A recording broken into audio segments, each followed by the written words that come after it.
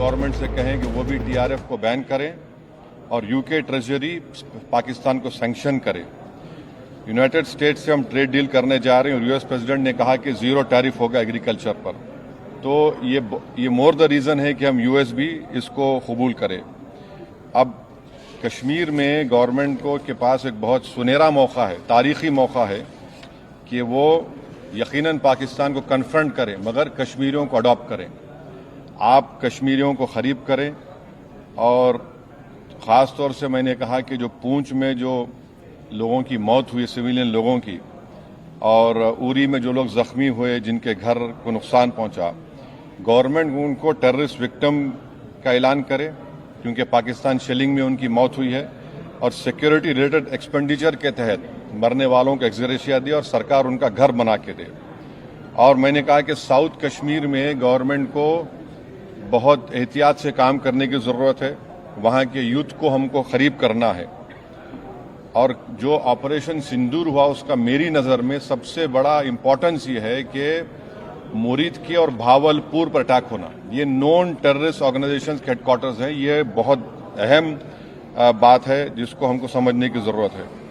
Military strategy wise आप देखेंगे अब हमारे देश के लिए दो फ्रंट पे हॉस्टिलिटी होगी, एलएसी और एलओसी पर।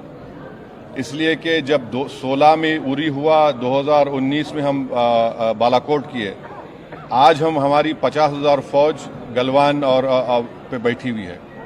तो ये टू फ्रंट हॉस्टिलिटी को हमको देखने की ज़रूरत है। चाइना से हम इतना एक्सपोर्ट कर रहे हैं, इंपोर्ट से ज़्यादा चाइना से इतना इंपोर्ट कर रहे हैं, एक्सपोर्ट से ज़्यादा हो रहा है। तो हम चाइना पर भी इम्प्रेस करें कि वो पाकिस्तान को, टीआरएफ को, जितने टेररिस्ट वांटेड है इंडिया, उसको हवाले करें।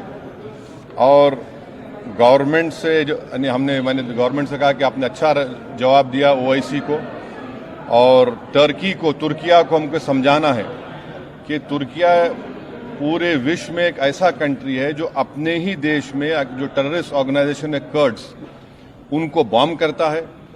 इराक में जब तक उनसे डील नहीं हुई वहां बॉम्ब करता था, अब सीरिया में भी बॉम्ब करता है वो। तो तुर्किया को समझाने की जरूरत है कि जब आप कर्ड्स के ऊपर जो टेररिस्ट ऑर्गेनाइजेशन है उनको आप एक्शन ले सकते हो, भारत पे क्यों वो सवाल उठा रहे हैं। और हमने कहा कि ये आज पाकिस्तान इसको और एस्केलेट ना करे। इस सिलसिले में आज ईरानियन फॉरेन मिनिस्टर दिल्ली में है, सऊदी फॉरेन मिनिस्टर भी दिल्ली में है। और जो देश में मैंने कहा कि जो एक यूफोरिया है, इसको सरकार को देश को और मुत्तहिद करने के लिए और देश को ताकतवर बनाने के लिए इस्तेमाल करना पड़ेगा। और जो लोग, मैंने जिक्र किया हिमांशी, उस बच्ची का जिसने अपने पति को खोया 6 दिन की शादी के बाद, कि किस तरह सोशल मीडिया पर उसके ऊपर रिकेक हमले किए गए। और आखिर में मैंने कहा कि न्यूयॉर्क टाइम्स, रॉयटर्स और सीएनएन ने एक कहा कि भटिंडा में एक रफाल गिरा है।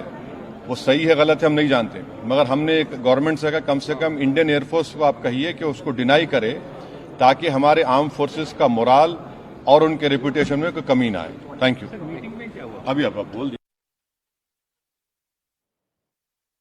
मीटिंग में जो उन्होंने कहा वो हमने सुना। देश के हित में उन्होंने कहा कि कोई चीज कॉन्फिडेंशियल है, रक्षा के विषय में हम उसको अब नहीं कह सकते, ये उन्होंने कहा। तो हम सभी जितने भी पार्टी के लोग थे, सभी ने ये बताया कि इस घड़ी में, इस संकट के घड़ी में हम सब आपके साथ हैं और आप जो काम कर रहे हैं करते रहिए और देश के हित में हम आपके साथ रहेंगे। आपने पूरा सपोर्ट दिया हमने। जो खारगे जी ने कहा वो सही है कि ऐसी चीजें हैं जो डिस्कस नहीं करनी है, तो बस सबने सपोर्ट किया।